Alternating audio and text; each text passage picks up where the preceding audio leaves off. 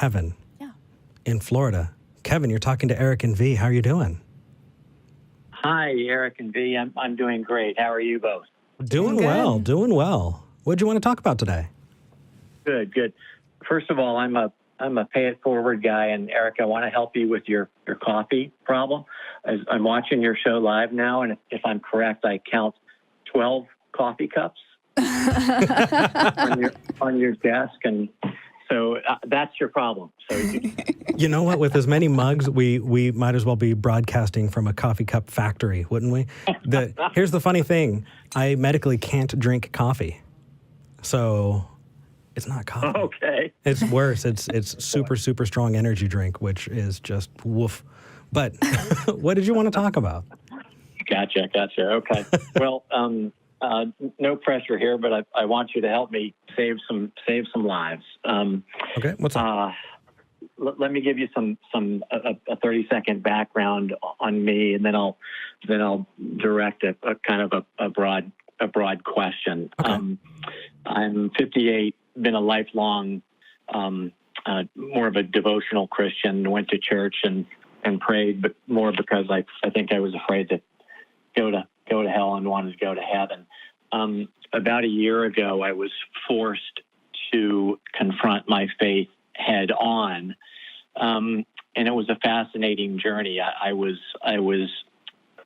really truly wanted to find out what religion I was, and I went from Chris Hitchens to St. Thomas, and back and forth to all these different authors and books, and finally to the Bible. And to my surprise, my faith fell apart, and now I'm an agnostic atheist. Cheers.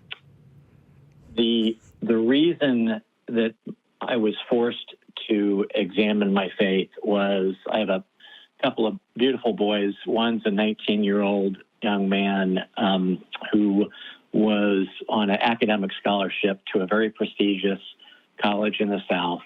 Great kid.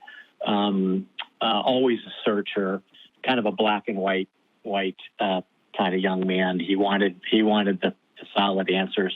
He came home one day and said, "Hey, Dad, I'm going to a Bible study with a friend." And I said, "Great." I mean, it's a lot worse things that he could have been doing. Sure.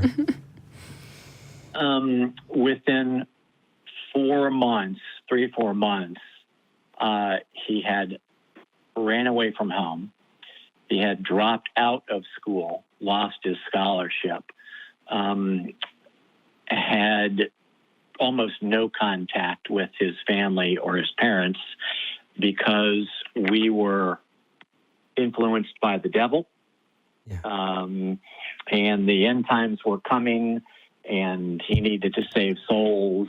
And if we didn't want to be saved, he couldn't have anything to do with us, which was absolutely shocking. So what happened to me was that's when I looked into my faith very deeply, and I was amazed at how many faiths, mostly the Abrahamic religions, are like that. Very, very based in fear, indoctrination. Follow. Only we know the truth. If you don't follow us, you go to hell. That sort of thing. With this church my son is in, it's actually one level worse. It's really more of a cult. And we have been through some of the country's top psychologists, cult experts, and I am just absolutely amazed at how powerful this sort of indoctrination can be. Yeah. The reason that I'm calling is Matt had a podcast where he talked about his relationship with his parents. Mm-hmm. I'm sure you both saw that. And it touched me because I'm in the reverse situation. There is everything we have tried, every way we have tried to plant a seed or plant a seed of critical thinking in my son backfires. And I just, you both, your viewers, I'm wondering, I'm sure you go out and try to gently convince people to think about things all the time. So that's kind of what I'm asking. What are some of the things that you both have used that have made people scratch their heads and say, hey, maybe I should think about this a little bit more? Well, so first off, I kind of want to address, I'm so sorry that you're experiencing this. When somebody that you love so much, and I mean, you're talking about a child, moves away and is not interested or is not showing interest in contact, that's really, really rough. And I'm so sorry that you're dealing with that, man. Thank you. It would be much easier if I were a raging alcoholic or someone who had beaten his son or something like that. But this was so amazing is he grew up in a pretty idyllic household. Mm-hmm. And it's still the power of this indoctrination, this manipulation of Bible verses, and the fear indoctrination, all that sort of mind control, for lack of a better phrase, has really captured his heart and soul. And I know many people, other people, intelligent young people that have been sucked into this. So, yeah. Well, I'm sorry, you wanted to jump in? I mean, from what I've experienced myself, the way that I keep that door open is to honestly not talk about that necessarily all the time. So I don't know if this is something that you do or not. But for me, and I know that this is something that some people have said works even with the more cult-like groups. The whole point, the whole manipulative aspect of a cult is to keep them away from the people who would convince them back out, right? And so right now, that's what's happening. Your son has probably, I don't know, but probably been told that you guys are going to try and influence him, and that he has to put up that wall. And a lot of people just walk away after that, and they say, okay, you know what, you clearly don't want to interact with me. I will leave you to do what you want to do. And sometimes if you are in danger of being pulled into the cult, that's the best thing to do.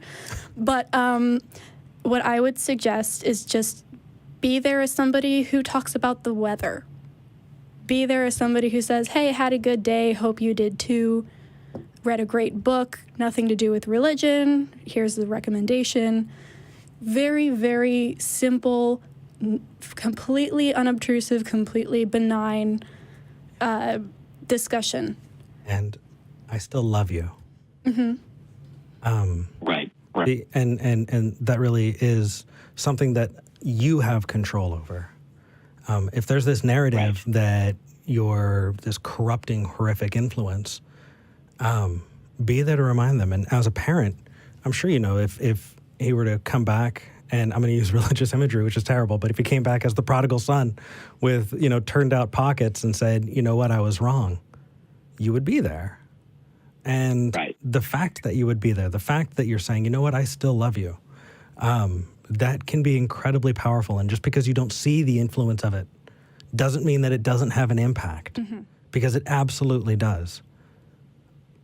And hopefully that helps. If you want to learn more about cults, I know that Genetically Modified Skeptic has done some really, really good videos about cults. And, dude, I wish you the best. Okay. That's great. Good universal advice. That's the we've proven that talking about religion does not work. So you're exactly right. And yes, the simple love and we'll always be here for you. I think that's the right tack. That's the tack that many of the experts say to follow. So I think we're in good. Sure.